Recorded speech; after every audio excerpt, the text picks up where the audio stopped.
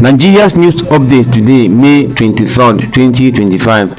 I'm expecting more defections to APC, says Tinubu. Tinubu names Adeniran Aderogba as first RMDB President. FCTA takes over PDP Secretariat land, 4,793 orders revoked over non-payment of ground rent. I have no presidential ambition in 2027, says Yahaya Bello. After 30 years, Ribadu says oil production to resume in Ogoniland soon. Attacks. Idoma Traditional Council orders herdsmen out of Benue South. Summary of the news.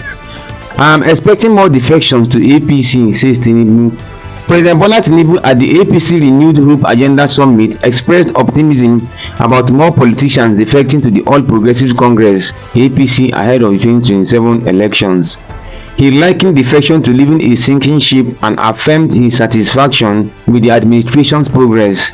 Tinubu highlighted the impact of his economic reforms and emphasized that tough but necessary decisions were being made to improve Nigeria's future.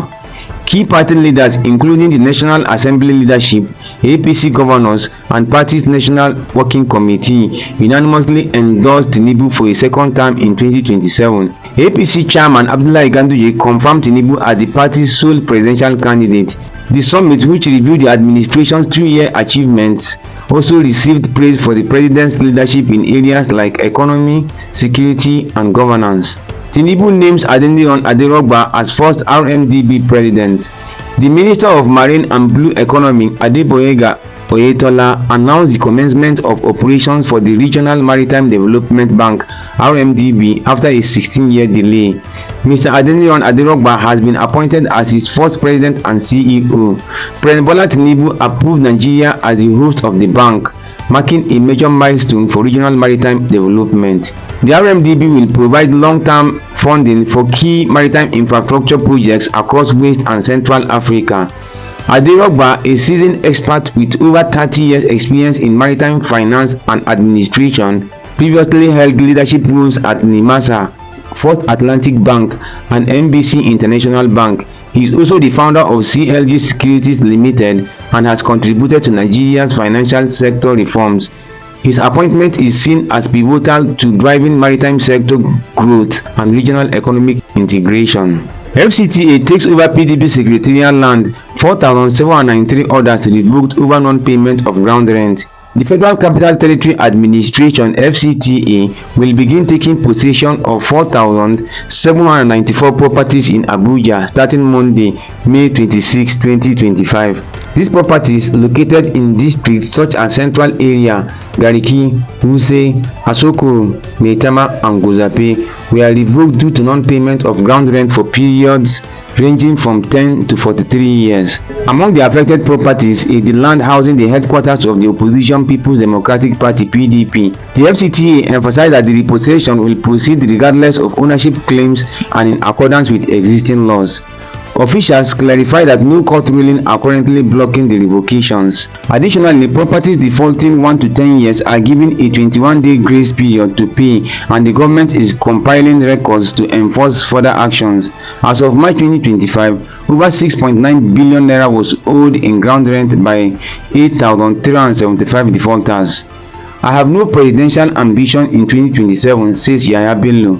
Former Kogi State Governor Yahaya Bello has denied having any presidential ambition for 2027 and expressed full support for President Bola Tinubu's re-election. In a statement by his media director, Michael Ohiare, Bello dismissed a viral video of a 2027 rally as a misleading attempt to suggest he is campaigning against Tinubu.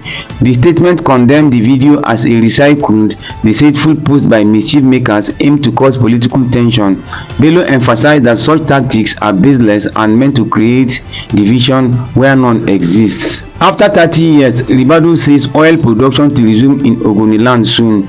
National Security Advisor Nuhu Ribadu announced that oil production will soon resume in Ogoniland after more than 30 years. Speaking at an APC summit, he highlighted security and production gain under President Tinubu, including Nigeria reaching an average of 1.8 million barrels of oil per day in 2025 and a 47% drop in oil-related infractions. Nearly 2,000 illegal refineries and thousands of dugout pits and cooking ovens have been dismantled through Operation Delta Save. Oil production in Ogoniland stopped in 1993 due to severe environmental pollution and health risks from decades of oil spills. A recent committee has concluded consultations and will submit recommendations to the federal government.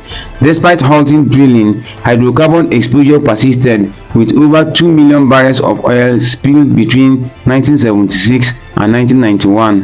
Attacked, Idoma Traditional Council orders herdsmen out of Benue South.